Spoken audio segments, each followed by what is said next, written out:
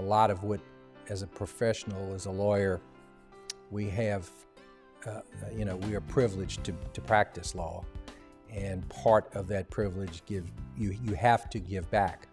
And for me, the way I give back is through being a mentor and being a teacher.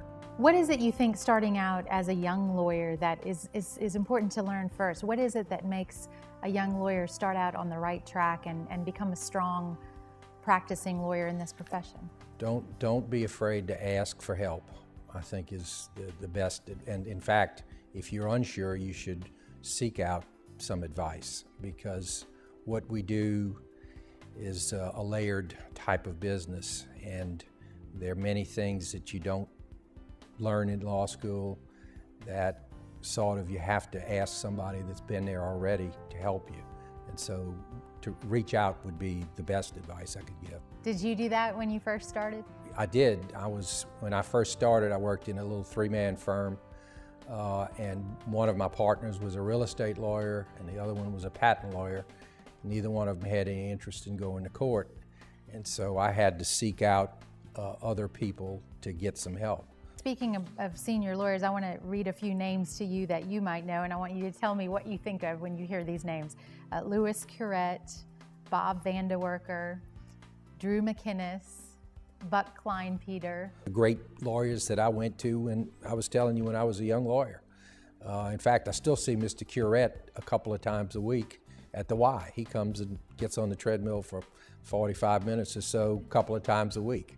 So I see him all the time. But those guys were great mentors in the sense of the way they practice law, pure professionals, all of them.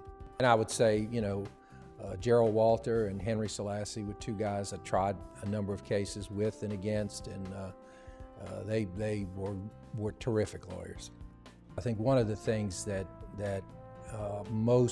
I find most interesting about trial practice is evidence itself is what is the dynamic of what makes you an okay lawyer and what makes you a great lawyer. You were asked once in an interview in New Orleans, give us one word to describe yourself. Do you remember what that word was? Probably the word is open.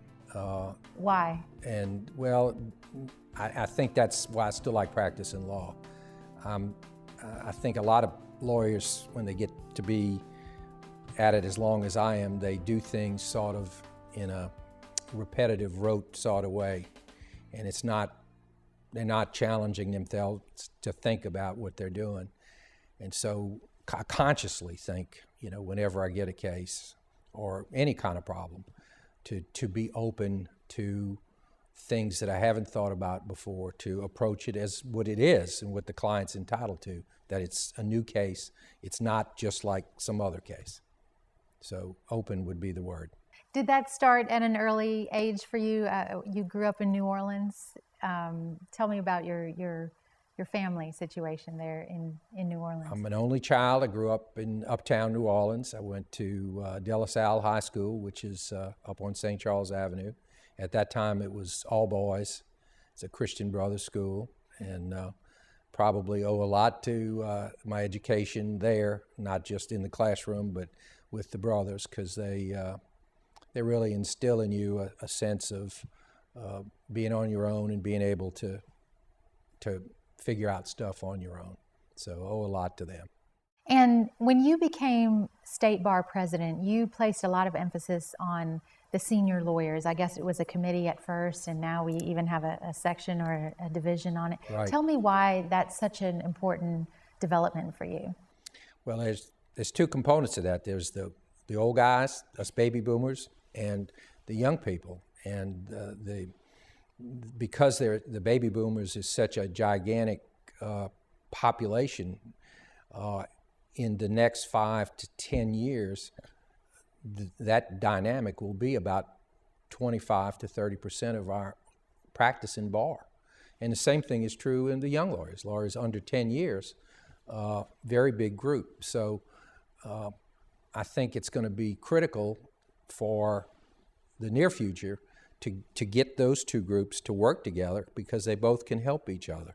The senior lawyers can be mentors and resources to the young lawyers, and the young lawyers can teach the old lawyers technology and how to operate in the practice in today's environment. So it's a symbiotic relationship that needs to be nurtured more.